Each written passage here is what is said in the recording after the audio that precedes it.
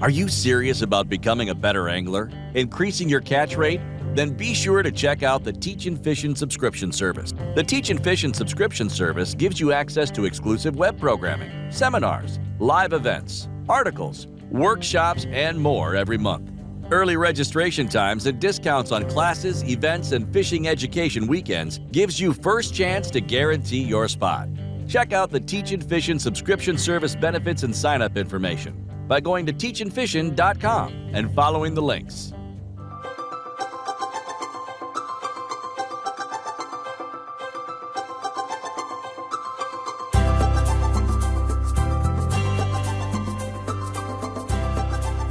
Okay, welcome to this edition of Teachin Fishin Coffee Hour. Unfortunately, it is evening, not morning, August 17th of 2020.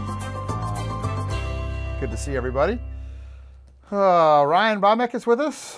We just went through the whole kind of roll call before we turned on the started recording here. So Corey says it's amazing when I was installing what people expected out of the internet. Like it was the fort. Well, you know, but it's got to work. I pay extra money to have high-speed business internet here. I don't have residential. I paid extra for a business hookup here. You know, it's got to work. So, you know, I get it, but, you know, don't charge me, you know, $115 a month for high-speed internet guaranteed to come fix me, blah, blah, blah, and then not do what you promise. So, I get it. I understand that I get all that. I understand there's issues. I get all of that. I'm okay with that. But there definitely has to be some kind of change that this stuff works. I don't know what the issue is. So anyway, Chris Wolf, Mike Sorensen, Tom Pacholski. Hi, Tommy. Boom, the whole gang. Looks like we've got a pretty good number, 57. Hi, Mitch. How are you?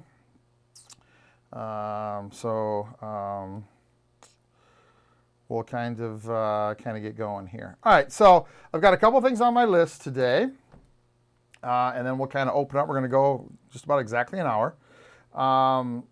So first thing I want to do is kind of do a Saginaw Bay update. I'm going to tell you it's horrible with a capital H and 2 exclamation points. We are kind of in that transition from summer to fall, and it is not good. Lots of dead floating weeds. Fish are not set up in any kind of pattern whatsoever. The fish will bite 1 hour and then not bite the next. It's just really a frustrating time right now for everybody. You know, you'll go out one trip and you might get 6, 7, 8, maybe 10 fish, and then you'll go out the next 2 trips and catch 2 a trip. So I canceled all this weekend's trips. The only trip I had kind of open got called because of rain. I called Ed Clendenin and his crew. They were my Friday morning trip, and I told them, hey, what the situation was. They wanted to come. We spent some time going through the Angler Quest and how it worked, and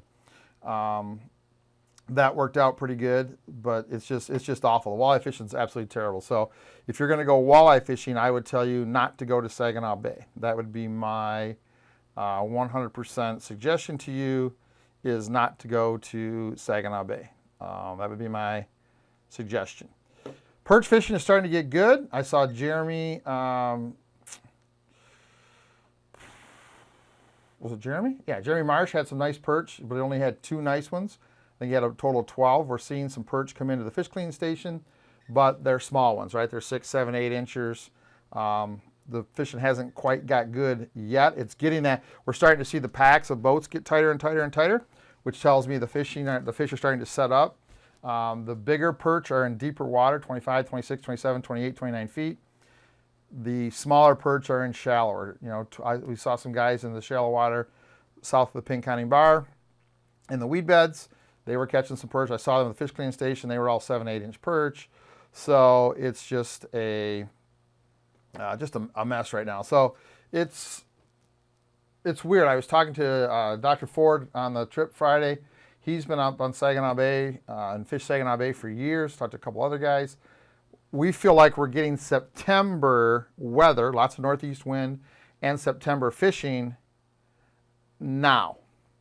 So I feel like we're a couple weeks ahead of which is good, because that means fall fishing will be here earlier, and fall fishing is really, really good on Saginaw Bay. So I'm hoping that's the case, but right now, if you're going to go walleye fishing, don't come to Saginaw Bay. Tom Pachelski says Hubbard Lake is good, but it has dirty water and lots of floating weeds. Right now, floating weeds is a big problem.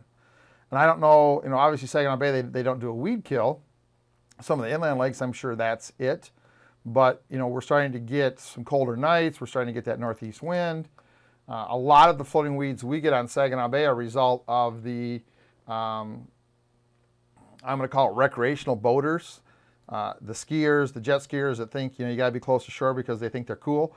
So everybody has to see them. So they go through all the weed beds, rip that stuff up, and it just floats all over the place. It's pretty frustrating right now to fish.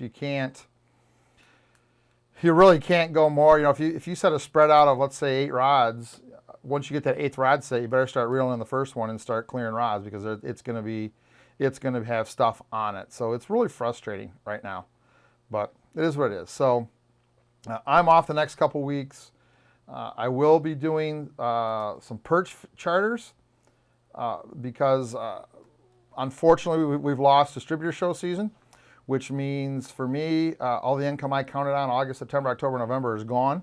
So we obviously have to replace that income somehow, but I'm home. So perch fishing will get good here in a couple weeks. We'll start probably the 5th, 6th, 7th, somewhere in there, September. I do that first week of September or right after. We'll be doing perch charters on the bay. So we'll have our calendar up pretty good and go from there. But we have some perch charters. Now, I'm going to ask you guys a favor. If you have a charter booked with me, if you booked a 2020 charter either on the bay, we had to cancel because of weather, or on the river and we had to either do something, please send me an email, walleye101info@gmail.com, walleye101info@gmail.com.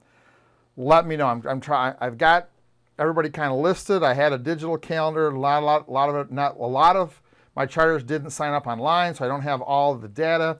So I know I'm missing some people. I'm trying to get everybody that had to cancel Detroit either rescheduled for Detroit next year or get them into a fall trip this year. So if you have a charter that I owe you for, or we have a date that we have to make up, please send me an email, walleye101info@gmail.com. I'll get a hold of you and we will get that rolling. But I will be doing perch charters starting early September up on Saginaw Bay. I can take 6 on the pontoon. I'm thinking, the cost to run a perch charter isn't much less than a walleye charter, because you won't do a lot of trolling, but you'll be moving a lot more, right? So I'm looking at $400 for up to 6 people. You clean the fish. If you want me to clean the fish, we'll go $500 for charge an extra $100 and I'll clean your fish for you, fillet them for you. So might drop that a touch, might go down to $350. I haven't really decided yet, but we're going to be somewhere in that range. So if you'd like to book a perch charter with 6 guys on the pontoon, love to have you. Internet website is getting caught up. We do have lead core combos on the website now in the coffee hour page. We also have Rapala DHJ 14s, Deep Husky Jerk 14s on the page, on the crankbait page. If you were going to do some fall fishing, that has been a really, really good hot fall bait for us the last couple of years. Obviously, the DHJ 12 is good, but it's not quite big enough. So that DHJ 14 is another inch long. That was a good bait for us on Saginaw Bay, and hi Daryl, and on Lake Erie last year. So the DHJ 14s are on the website. The lead core combos, which is a rod, a reel, and the reel is loaded with either 1, 2, 3, or 4 colors of lead core, all set, ready to go, backing leader, everything ready to go. Those are available on the website, free shipping for the next, I think, week or 2. So if you want to get into lead core and you don't have extra reels, you don't want to do the whole mess, we've got the combos, rod, reel, and all ready to go with segmented 1, 2, 3, or 4 colors, all ready to go on the website. Go to walleye101.com, go to the store, and click on the coffee hour link on the left side, and you can grab that stuff.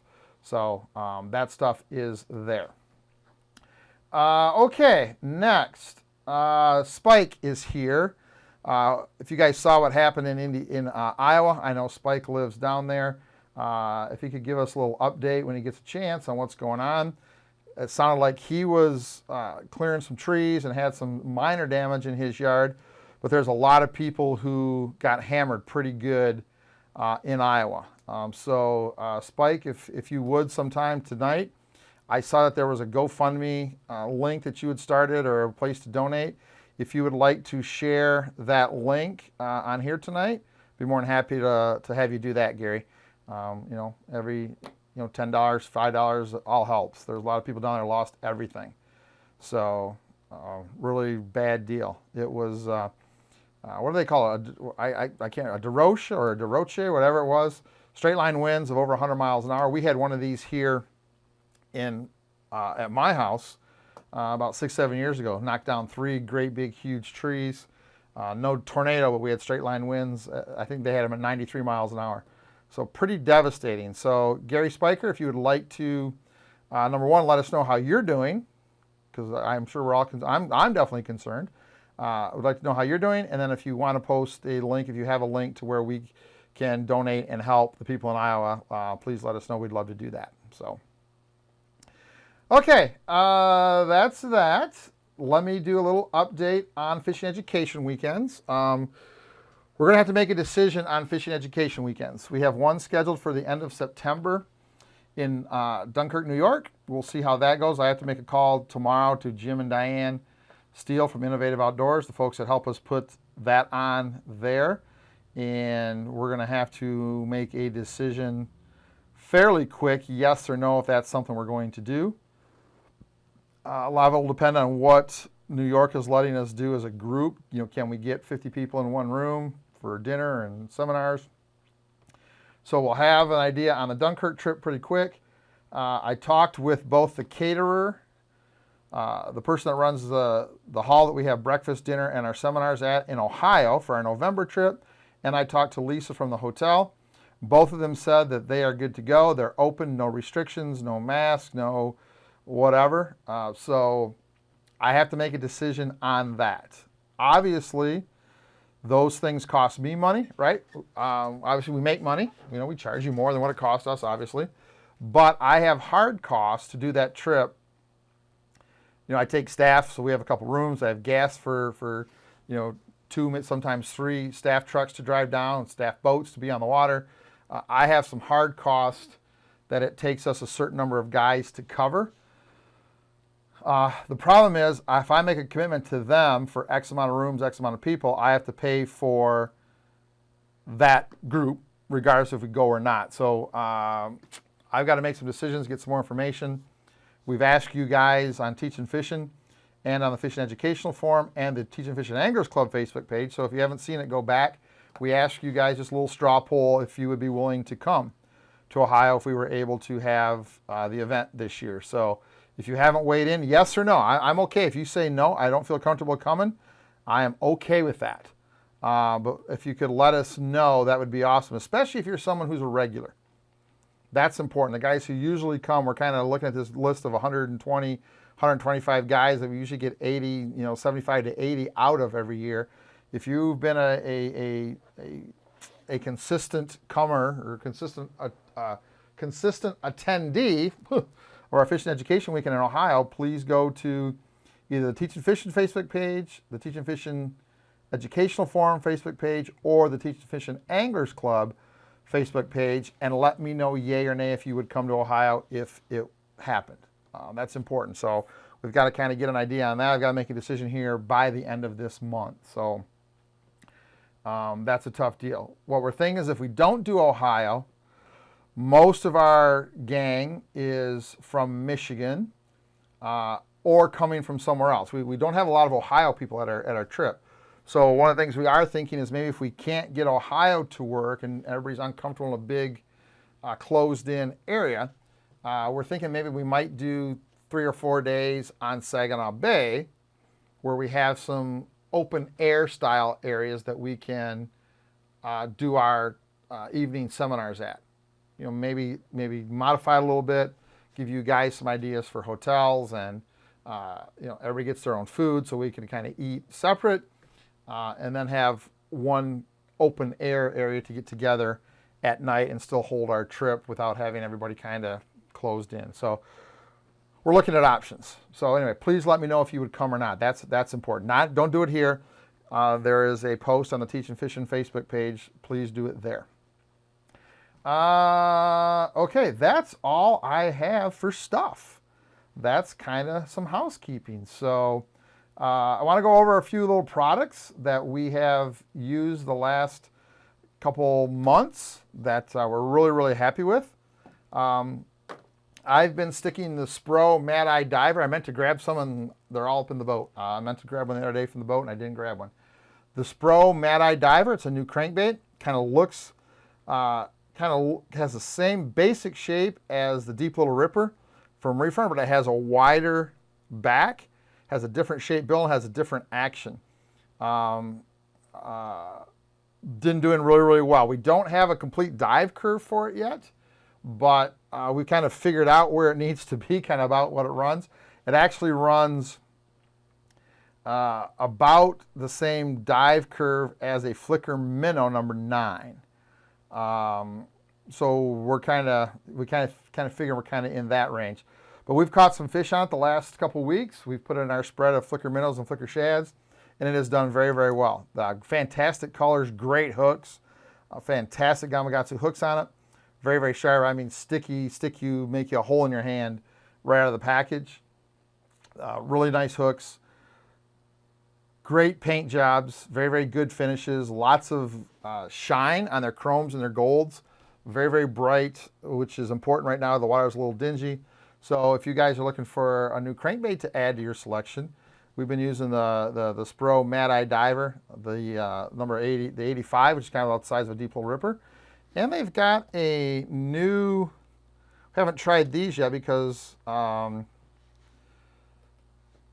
just hasn't been the right size, but they also make a Mad Eye Minnow that looks pretty darn good too. Same finishes, same hooks, just a little bit longer crankbait, more of a minnow shape, more of a straight minnow shape. But again, a different action than anything I've seen in that minnow shape. The bill has a little cup at the end. It kind of slides up a little bit. Gives a little different action than baits just like it. So if you're like me and you're a crankbait junkie and you're looking for something new, the Mad Eye Walleye Minnow 120 is the one I think I've got, and then the Mad Eye Diver 85 is the smaller one. Those are both nice. Sit tight, Corey, with your question. I'm going to finish up my agenda, and we're going to open this up. Another thing I've used this year, Denali came out with a lead core rod. It's basically the same 8.5 foot. It comes in a couple different sizes. I got the 8.5s. Same 8.5 foot blank as the trolling rod, but it has, I think, 5 less guides, and the guides are bigger, obviously, to get the lead core through. I love it. I love that action, that 8.5 foot Denali. I love the handle. I love the bend in the tip. I love that soft tip. So now having them have a lead core rod, so now everything matches, right? And again, you could also use it. You don't need to buy it as a lead core rod. If you don't like all those little guides on the regular Denali trolling rod, you can buy the lead core rod and use the trolling rod. It's the same exact blank. But that has been a good thing to use. We've enjoyed using that. It's worked out good. We put all of our lead core on that, and that has been a good addition to our boat. So that has been good. Steve, what finishes on the bottom of the lures? Right now, it's just stock colors that they have. They do have some clears. I didn't want to get a bunch just because I didn't, but now that I've used them and liked them, I'm going to see if I can buy a bunch of clears wholesale and send them to Mike and get our custom colors put on them, because I definitely like the action of the bait. They're small, so they're actually smaller than a Flicker Minnow number 7. They're a little more compact body, so they're kind of that predator. They're a Deep Little Ripper style basically, but a wider back and a completely different action. it's a great little fit, I think, for parts of Saginaw Bay at certain times of year. So we're going to get some and get them in our custom colors. I won't have them again, obviously, until at least next spring, but I like them. I usually test 4 or 5 different crankbaits every year. I get different stuff. I get stuff sent to me. I go buy 1 or 2 things that I see. So I would tell you out of every 6 crankbaits I test, there's one that works. Out of every 10, there's a winner. This is a winner. This is going to be something that I will have a whole box of next year, both in their standard colors and in our customs. So nice little bait. I'm looking forward to using the minnow on Lake Erie this fall. So, or Saginaw Bay, wherever we end up going. All right, so that's it. So let's get to your questions. Corey says, maybe it's a basic question, but I thought maybe more. Ball bearing, barrel, and crane swivels. What is the difference? There's a couple differences. I'm going to make it easy for you. The difference is price for the biggest part. Ball bearing swivels, obviously, if you can buy a good quality ball bearing swivel, buy it. For the way we rig, you don't need a lot of them. You can probably buy 20 ball bearing swivels and be good for the rest of your life with your walleye fishing. I don't think I've lost a ball bearing swivel in 5 years, right? Crane swivels are the cheapest. They basically are a barrel of metal. They have a loop that goes into that, and at the end of that loop is a pin that goes inside the barrel, and it's just hammered flat. So there's really, if those pull tight with a big fish, there's no spinning at all. Ball bearings, obviously, they spin. Crane swivels are kind of somewhere in between. Again, buy high quality stuff. I use the Pro Power Swivel. It's not a ball bearing swivel. Let me grab one here and show you. It's not a ball bearing swivel, but again, I have not had a lick of trouble with them in my walleye fishing. And you know that obviously we fish a lot, and we use them on our leader for running spoons, for running crankbaits. It's the same thing that I use on the end of my crawler harnesses. This is what I would call a barrel swivel, but a high quality barrel swivel. So crane swivels are the least expensive and probably the least spinny. I guess that's the way to describe it. Barrel swivels are next, but again, quality makes a difference. A good quality barrel swivel is actually as good as a cheap ball bearing swivel, if you want my opinion. Again, these are the Spro Power Swivels. These are what I use. I have not had a lick of trouble, have not had a lick of twist. These are my favorite swivels. I put them on the end of my crawler harnesses. Again, it's what we use on the leaders. They're high quality, they're high strength. This is a size 4, very, very small swivel, 130-pound break strength. So this is what I use. When I go my salmon fishing, I use high quality Spro ball bearing stuff. That's a little bit different. When you're attaching a rotator, you're attaching a meat rig or a spoon to a salmon deal. Lures and attractors that are supposed to spin, you definitely want high quality ball bearings. I don't use ball bearings in my walleye fishing because I can buy 3 times as many high quality, but again, high quality barrel swivels than I can ball bearings. So whatever my opinion's worth, I use that buy the Spro Power Swivel. That's important.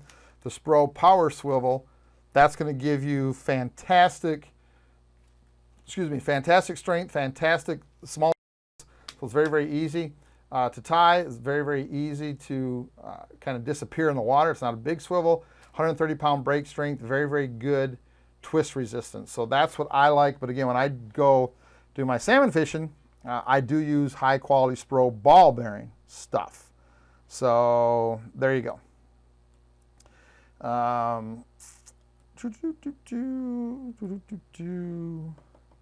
And again, price makes a big difference. These power swivels from Spro, these are barrel swivels. These spin better than some inexpensive ball bearing swivels that I've used. So if you're buying Danielson swivels or Eagle Claw ball bearing swivels, you're better off buying this Pro Power Swivel. If you're going to buy a ball bearing swivel, buy the Spro. The Spros are what I use, or Sampos. Don't mess around with the Danielson or the Angler Supermart or whatever the generic stuff is. They may be ball bearing, but they're not going to spin as good as a high quality barrel is. So swivels are where you need to spend some money. A good quality swivel for salmon fishing, a good quality ball bearing swivel with a snap on it, it's probably going to cost you $2.5 a piece. If you're buying a pack of 6 for $2, they're not worth having. Even though they say ball bearing, they're not worth having. So spend money on swivels. Swivels are definitely something you can look at and go, okay, there's 3 different kinds right here. They're all the same number in the package. $1, $2, $3, $4, $5 for 10, buy the $5 bag. I'm telling you, flat out telling you, buy the $5 bag. You can definitely buy, you're definitely going to get what you pay for swivel wise. So a high quality barrel swivel is better than a ball bearing. A good ball bearing swivel is your best bet. But again, I don't think for what we do, the way we rig with the Secret of the Bead and what we're doing walleye fishing, I don't think it really needs the ball bearing, because I'm using, again, that Spro power swivel, that high quality barrel swivel. All right. Brian Wolfgram. Hi, Brian.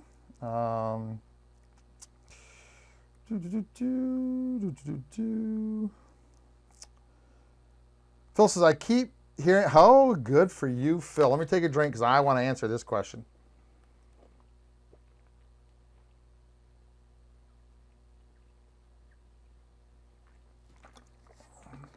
All right, Phil says, I keep hearing you mention using wood and plastic crankbaits. How can I tell the difference when the bait is in the box? I've either never noticed before or I don't have any wood baits. Great question. You should be able to see on the box. It should tell you that the bait is made of balsa or made of high impact plastic or injected plastic. If not, ask whoever's working at the store. If you don't know and you're somewhere you can see it, take it out of the box and feel it. You can tell. Traditional Rapalas are all wood, right? The traditional Rapala minnow, the original Shad Rap, the original Tail Dancer, those are all wood baits.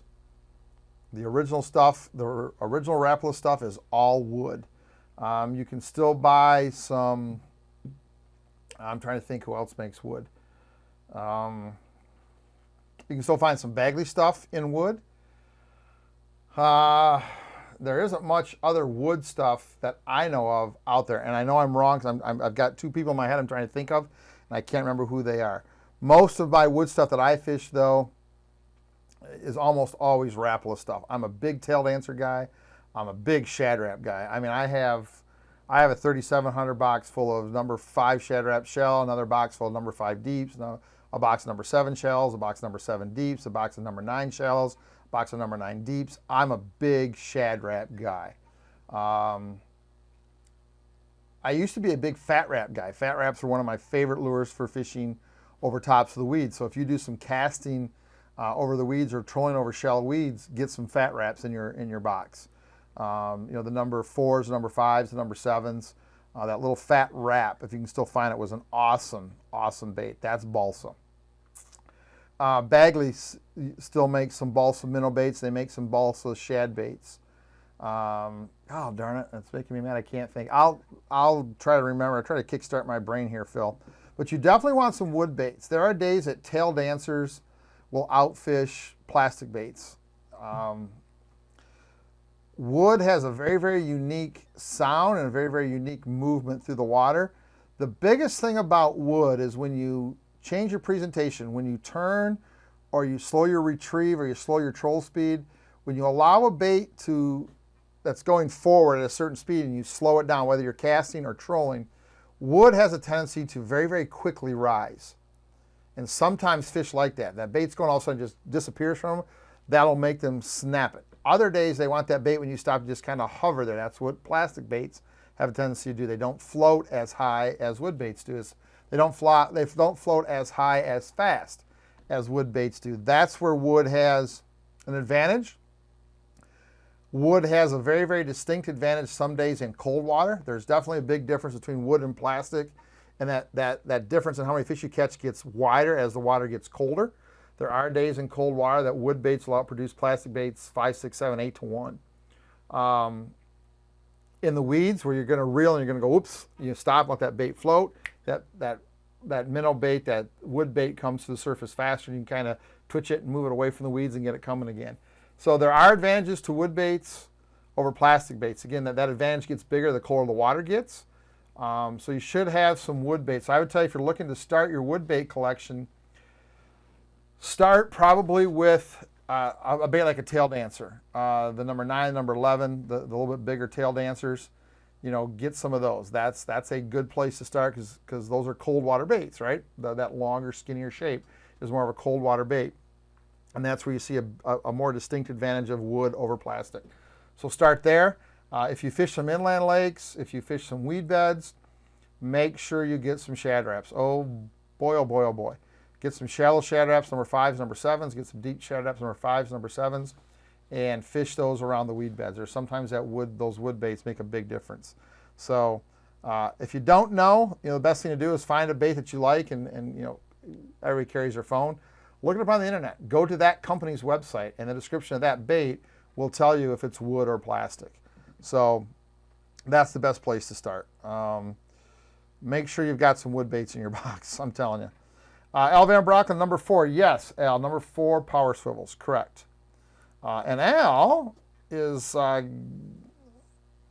just had a birthday, if I remember right? Al I think just had a birthday. Today? Yesterday? I saw it on my calendar. I turned my phone on. I saw it on my calendar, so Al's birthday is coming up here pretty quick. So happy birthday, Al. John Vossel, hi Doc, how are you? Bagley Bangos is one of them. Arlo Talks, thank you, my friend. That's one of the wood baits that you can get. There's somebody else that makes. I have to go through my boxes. Like I got all my boxes in the back room here. I have to go through all my stacks of stuff and see, because I have all my stuff sorted. I have to take a look and see. Hi, Stevie Weiss, my good buddy from Suzuki. How are you? Robert Moon says, Lance, can you review proper level for transducer? Jimmy, good question, Jim Bishop. So Bob, what we do when we mount our transducers, we usually like to get them level. So we want your boat to be level on the trailer, get it as level as you can get it, put the transducer on there, and we want the transducer to be level. And then what we do, so if this is the transom of the boat, we've got the transducer level. Then what we do is we give it one click so the rear end is lower. That should give you a pretty good reading. If you are, Bob, if you go back to your back of your boat and you see that you had that, and then you told me you just lost your depth. If you see that your mount is kicked up or your transducer is kicked up, be sure to check out our friends at Rytech Marine. Let's see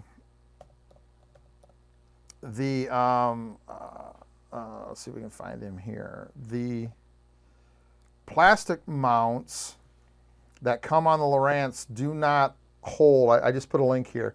Do not hold very well, especially in rough water. If you're banging across some waves, you will actually see your transducer pop up, just the way they're built. Get a hold of Ryan at Rytech Marine. I just posted a link here underneath your post, Bob, and get with him and get the right mount for your unit. So if you see that issue, you're going to need a new mounting bracket without question. But it should be, again, we want the boat level, right? We try to get the boat level or get the boat sitting on level. We put a small little level on top of the transducer. Make sure it's level. Get it all squared and leveled. Once you get that right, so here's the transom. Here's your unit, your transducer. We take the back end and pop it down one click on that Lowrance bracket. That gets you a pretty good location. Jimmy Bishop, fall fishing, stripes or spots? I know you talked about it. You can't find it either. Spots are huge in the fall. We catch a lot of fish. We see a definite tendency towards baits with spots or stripes, either one. But spots or dots, whatever you want to call them, definitely have a tendency to, a lot of days, increase the productivity of a lure in the fall, especially as the water gets colder. Something about spots that make a difference. And you guys who do a lot of fishing, you know that, right? The red-headed wonderbread, the black-headed wonderbread, the Barbie, which is purple-headed wonderbread, basically, the black-headed wonderbread, pink squirrel, orange peel, which has orange stripes on the side. There's just something about dots, specifically stripes in general, that make a difference in cold water. Don't know what it is, don't know why, don't know. It definitely makes a difference. So either one, Jimmy, stripes or spots, but spots are my favorite. All right, what else you guys got? You got me till 8:30, man. We are here. So we haven't been together for a while, so I hope you guys have some questions stored up. Let me know what you're thinking. What do we need to chat about? I hope you guys saw that on the website, teachinfishin.com, that you can now get the coffee hours. I'm actually recording this one, so this will be up in a couple days, and you'll be able to actually go back and we'll kind of make a little point of what we talked about here. So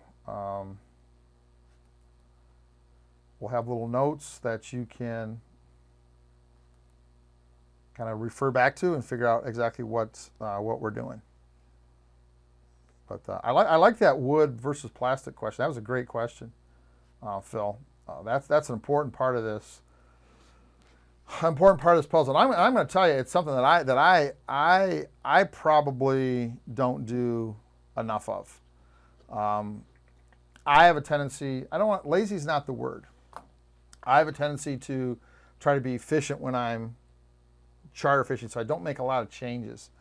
But you know, Jimmy says the Warrior XL spoons are killing. Adam, I've got a phone call from Cummings Nets. They called me today. I'm assuming yes. So there you go. They've had a hard time getting aluminum to make the net hoops, to make net handles. I was hoping to have them last week, and I called them, and they said, we don't have anything done yet. So I'm hoping this week, Adam. So as soon as I get them, I'll let you guys know, and we'll probably what we'll do is probably start. Guys want nets. Probably what I'll do is they're hard to ship. So maybe what I'll do is figure out where everybody that wants a net is, and kind of maybe go to one central place one day and have all the guys that want to get a net come. But as soon as I get them in, I'm frustrated too, because my little net, which is my favorite for walleye fishing, the small hoop, small net, small hoop, small bag. I know Al's from where I saw Al's on here. He's waiting for a replacement net. I'm trying, guys. My small hoop, small bag ripped. It got caught on something on the side of the boat. The customer was kind of helping me bring a fish in, and it ripped the whole bag, bottom of the bag open.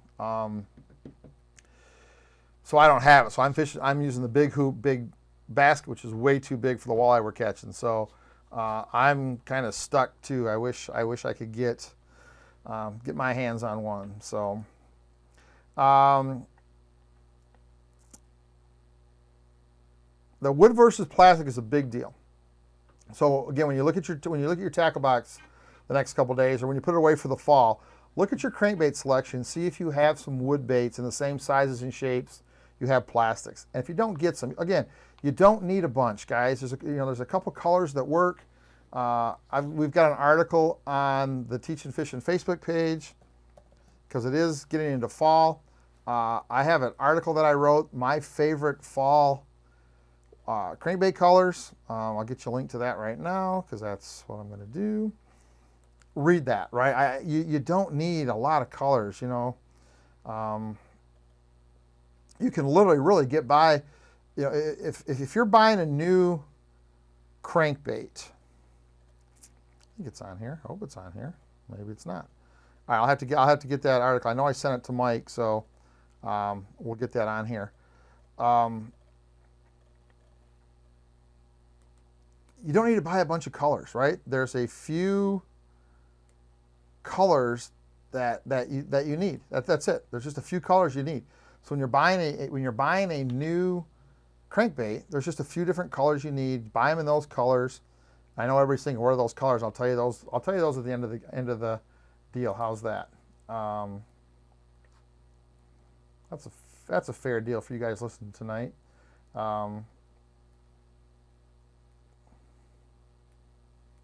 So we'll do that. But if you're looking at a new crankbait, just buy 3 or 4 colors, 2 of each. So maybe you got 6 baits. You're done. Now you've got that crankbait. You don't have to go nuts. Get that style of crankbait. Start fishing with it. When you like it, then you can start adding more colors. Is my point. Jim Bishop says the Warrior XL flutter spoon is killing fish. That's good to hear. Corey says Northland Tackle bought Bagley, and a lot of their hard baits are 25% off right now. So I would assume if you go do a little Google search for Bagley lures, you probably can find that deal. Thanks, Corey. Lauren says his theory on spots. With the jiggling movement of the bait, it gives the impression of a school of eyes. I'm definitely not going to argue with that. I think there's something about it. I don't know what it is. That's as good of an explanation as I have heard. I just know that spots, especially as the water gets colder, spots are a big deal. Bob says, can we talk about leader? Sure we can. Snap at the dipsy, snap swivel at the spoon.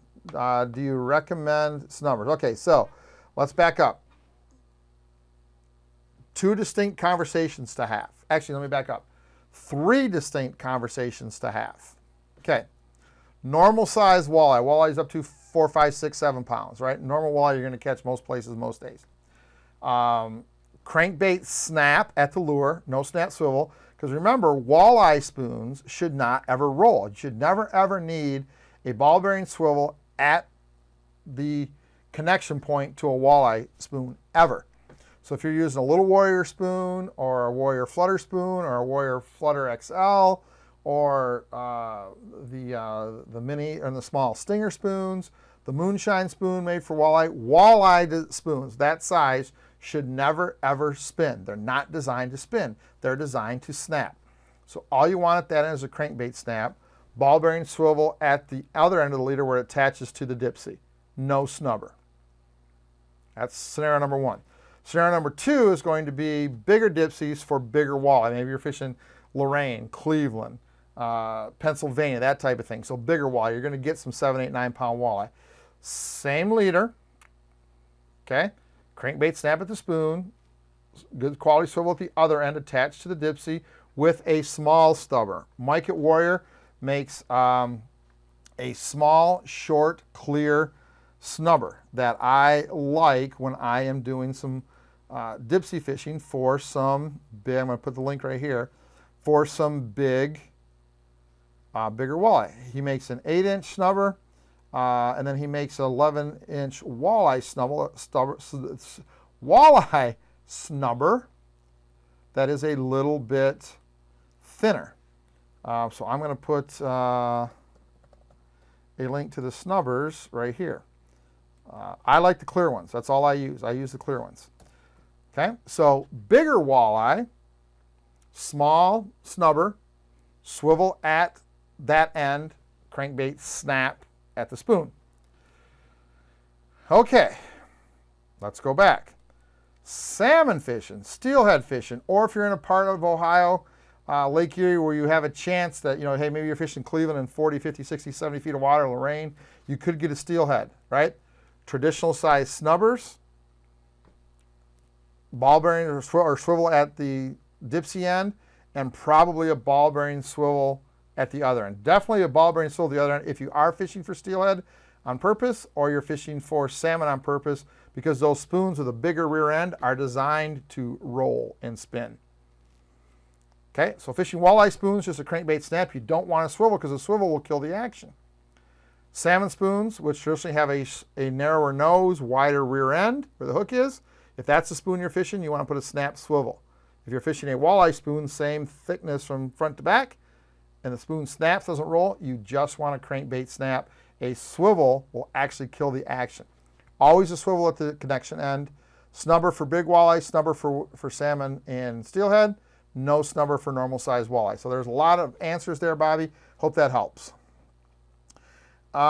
Steve says, will the antifreeze jigs? Yes, will be completely restocked next year. We've actually just had a conversation the other day about jigs and new packaging and new colors and some other stuff. So everything will be, hopefully we're looking for probably a November restock. if everything goes right. So that's our plan for jigs. You know, once we sell a jig out, if we get, and Roy can talk about this. I see Roy's here from Fat Boy. You know, for us, because we have to order in certain quantities, we have minimum quantities we have to order. Once we get to end of April, early May, and we run out of a size and color, we don't reorder because it's not worth it. Because now we order 500 1-ounce antifreeze and we get them and we sell 6 bags, and now we're sitting on that inventory all the way for basically another year, and that money's tied up. We can't do other stuff. So cash flow tells us, because our season is so short with jigs and plastics, at a certain point when they're gone, we don't replace them till the next season. So we'll definitely have antifreeze jigs available probably November, early December. Yes, Roy, I'm doing perch trips. Send me an email, walleye101info@gmail.com. Let me know what kind of time frame you're looking at, what part of September, early October works, and we'll get you a trip. I'm definitely doing perch charters.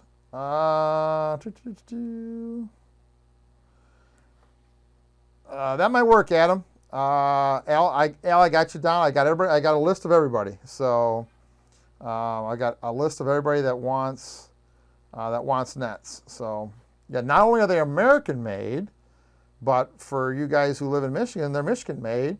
And one step further, you guys live in Genesee County, they're Genesee County made. And you guys who, like me, live in the city of Flint, they are made in the city of Flint. They are literally 4 blocks from my house. So it's really neat to have something that is a national, actually an international product, an internationally recognized name in the fishing community, just literally 4 blocks from my house. It's pretty cool. Great people there too. All right, you guys are killing me. I like it. I haven't talked in a while. My voice is kind of out of shape. Michael Sorensen says, what kind of gasoline do you use in the Suzuki and or fuel system treatment? I work very, very, very hard, Mike, to run nothing but rec fuel in my engines. I'm lucky here. I've got, obviously my boats are usually in the marina down there in Detroit. That's all rec gas on the river. We have a gas station within 2 miles of the boat ramp there. That two gas stations, I think, in Detroit now on the river that sell rec gas if I have to tow it. My pontoon starts the year in Linwood, ends up in Ohio in the fall. There's rec gas there at the marina we use in the fall. I use that. There's obviously rec gas at Linwood Beach Marina. We use that. And most places I go now have rec gas. I have a rec gas place, I-69 and Belchy Road. There's a rec gas place. So I only run rec gas in my stuff. I don't run any treatment. I don't run any gas treatment. I run strictly rec gas through it. I'm a little, unless my manufacturer tells me, like when I ran Yamaha, they recommended to run ring free, right? They wanted you to run ring free. When I ran my Evinrude E-Tech, they had a product, I can't remember what it was, I think 2+4 fuel conditioner. They told you every so many gallons to put some of that in there. I haven't seen any additive recommendation from Suzuki. So for me, if I don't see it or the manufacturer doesn't say, hey, do this, I'm not going to do it. I'm all about genuine parts. You know, when I get my oil changed, I use only Suzuki filters and Suzuki oil. I'm very particular about my outboards because I need them to work all the time. I know when we worked at Freeway, we sold a lot of, Sierra, which is kind of the big aftermarket oil filters. And every time I sold one, I kind of shook my head. I'm like, you're buying an $8 filter instead of a $14 filter. You're saving $6. I don't know. I just think there's something on an engine, a boat engine, about putting manufacturer parts. If something does happen, now you've used their stuff, their recommendations, their product. I think it's a lot easier to win that fight than using aftermarket stuff. That's just me. And remember, when you're using oil, TCW3 is a minimum. Just because it says TCW3, it doesn't mean that this oil and this oil, just because they have a TCW3 sticker, they're not the same. There may be other additives, other stuff, more pure oil in this. TCW3 is a minimum that they have to meet. So just because it says TCW3 rated doesn't mean that the oils are the same. So just that's my feeling on it, Mike. The manufacturer, Suzuki, does not say in any of their owner's manuals to run any additive. So I run ret gas and I don't run any additives. So that's probably not a great answer, but that's the answer. Charlie says, I picked up earlier this summer my tip on light line for perch. Most of the easy for me to say. Most of the big perch he's catching are on 6-pound fluorocarbon. I believe that. I learned that. Look, you heard it from me, but I learned it from Captain Kevin. Captain Kevin Swartz is on here. I take all my perch fishing advice from Captain Kevin. It is. It makes a big difference. Thin line, fluorocarbon line. I'm actually rigging up all my perch rods right now. I'm putting 6-pound SX1, a bright braid, the same braid I use for walleye fishing on the river. I'm using that.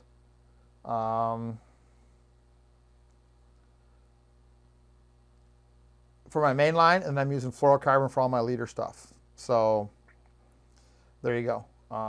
That's just I just believe that is the way to go. That's just me. So I think it makes a difference. I think thin line. And the other thing, we were having a conversation the other day on the boat. Perch fishing, especially the old guys. Everybody is, long, soft rods that really bend. I'm like, why would you want a rod that bends? Because remember, you don't feel a bite. You don't feel a bite in your hand until the action of the rod is gone. So the more the rod has to bend, the longer the fish has to hang on and the harder he has to pull for you to feel something. So you're perch fishing in, 20, 30, 40 feet of water sometimes, no stretch line. Basically, I'm rigging up, for my perch fishing, I'm rigging up the same rods I use for jigging the Detroit River. 5.5 foot, medium heavy with no stretch line. That's what I'm rigging up for my perch fishing. Because the same thing applies to perch fishing as does jig fishing. The minute that rod is stiff and that line is no stretch, the minute that perch sucks that minnow in, you feel it. He doesn't have to get it all the way down his gullet for that rod to bend. The minute he grabs it, you feel it. I'm a big believer in that. I'm a big believer in that type of stuff. Short, stiff rods, no stretch line. That is a big part of my system and kind of how I like to fish. So that's up to you, but I think the same way that we had to fight all these years for guys to use light line, no stretch line, and stiff fishing rods for jig fishing, we really are doing that same thing. Perch fishing, because it's the same thing. You're vertical jigging. That's what you're doing. So there you go. All right, Dan Demigalski. Hi, Danny. Watched the sound video on Teachin Fishin on crankbait sound. Just went out and shook all my different types of crankbaits. Tried using a phone frequency analysis on each, but need to learn more. Great topic. I believe makes a big difference. Can't find a lot of information on what noise freshwater bait fish make. Tomorrow, for the subscription guys, we're actually doing a live on the subscription Facebook page. We're actually doing a live update on that sound seminar. So if you were part of the subscription group, tomorrow we're going to take that crankbait frequency. So hopefully you watched it. If not, go to teachinfishin.com and watch it. If you're a part of the subscription service, it's on the subscription TV channel. Watch that sound video, and we've got some updates on it, because that seminar is about 3 years old. We've got some other updates on it that we're going to do tomorrow on a subscription Facebook Live on the subscription page at 7:30 tomorrow night. So hang on to that. That's a big deal. And actually, we found out a little bit more this year too. So lots of stuff. Jimmy says prop purple, red, orange, pink is burned into his brain. Good.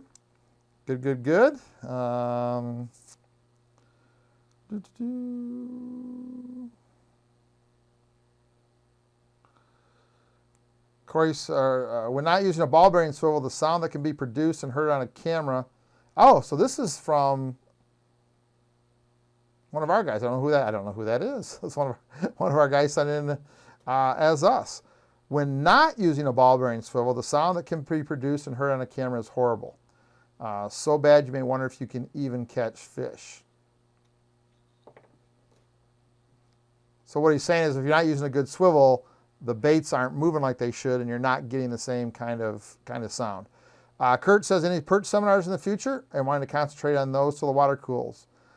Yes, I have to talk to Captain Kevin. I would like to talk to Captain Kevin and see if we can kind of collaborate somehow video-wise on a perch seminar. He did a great perch seminar a couple years ago down in here in Ohio. I still have that, so I need to talk to Captain Kevin and see if I can either use his seminar again and do it, or if we can figure out a way he can join us and we can go from there. So Steve Weiss from Suzuki says 2+4. So Stevie, is that a all the time, or is that if I'm running non-rec gas? There you go. Lawrence says he runs Seafoam in his, lubricates, keep hoses from becoming brittle, keeps injectors clean. That is with rec gas. I've been lucky, right? So I had better. No, Scott, I'm going to send you another email. Yeah, there you go. Thank you, Lauren. Lauren just responded. Yeah, try not to use that info email. The problem with the email you gave, Scott, is I only get that on my phone. So anyway.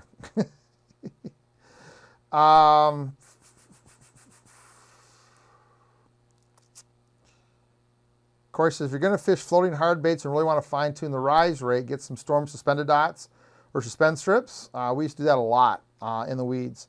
Just little dots away. Or we used to carry, first started doing this, we used to carry little spools of solder, thin solder, and you'd wrap them around the hooks, and that would make the bait fall, and you could put more, some on the front hook and it would fall.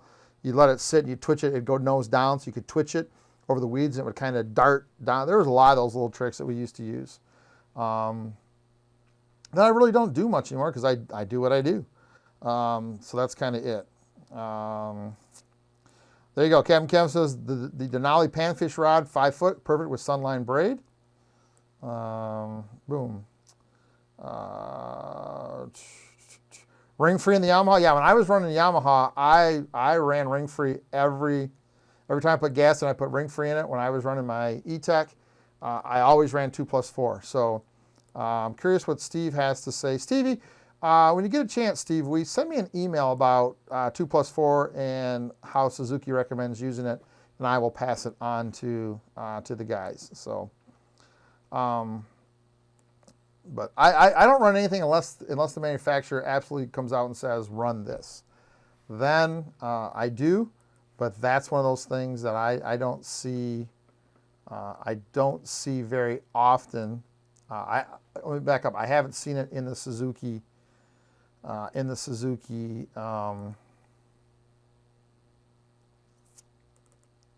Owner's manual that I have seen. I haven't seen it yet, so I'm not saying it's not there. I'm just saying that I haven't seen it. If they tell me to run 2+4, I will buy it. Trust me. I will absolutely buy it.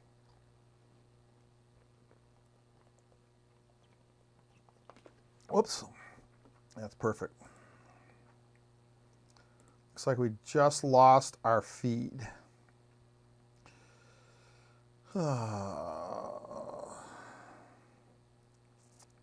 So I'm going to continue because this will be up. So I'm going to continue. I'm going to wrap this up. It is 8:29. I'm going to wrap this up with some crankbait colors, and then I will make sure that this gets up on the website because we are still recording. Okay, so I'm going to show you. Let me find it here. So I listed, we'll get this article up pretty quick on Teachin Fishin. So I listed basically 10 colors that I wouldn't be without. And I'm going to copy them and paste them. Oops, let's undo that. So they are definitely colors that I would never ever be without.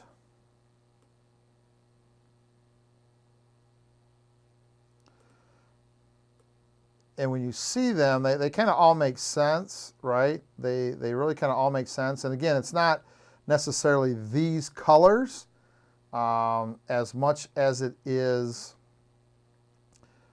these ideas, right? So number one is pink lemonade. Pink lemonade is a white, basically a white base body with a pink belly. Simple, white with pink belly. Check it off your list. I run a color called orange peel. Is one of my favorites, especially when it's cloudy water, cloudy conditions. That's one of my favorites. It's a gray or bone-based bait with a orange throat, orange stripes on the side. One of my favorites. Raspberry dolphin, one of my favorites. Copper side, pink belly. Well, you're starting to see a theme here. One of my favorites. You need to have any of the watermelons. I like Barbie because I like the purple. It's purple head, purple chartreuse, and pink dots. That's my favorite of the watermelon family, but have something that's white with dots on it. That's important.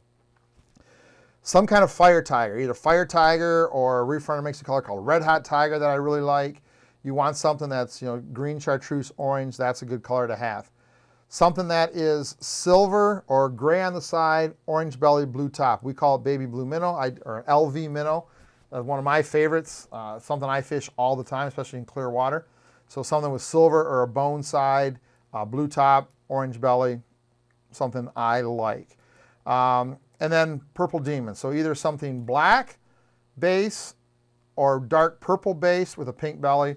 If you do that, if you do those colors, you got it. I will post the whole list on the Teachin Fishin Facebook page. That is the list. There's a few more here on the list, but those are my favorites. So if you do silver, I'm going to write these down so I'll post them. Something that's silver, blue with an orange belly, you got it. If you do something that is white with dots and then a prop belly, I don't care what it is. It can be pink lemonade, it can be one of the watermelons. I don't care. Do a copper-based lure with a pink belly. That's important. Do a fire tiger. Got to have that. And then do a dark body, pink belly.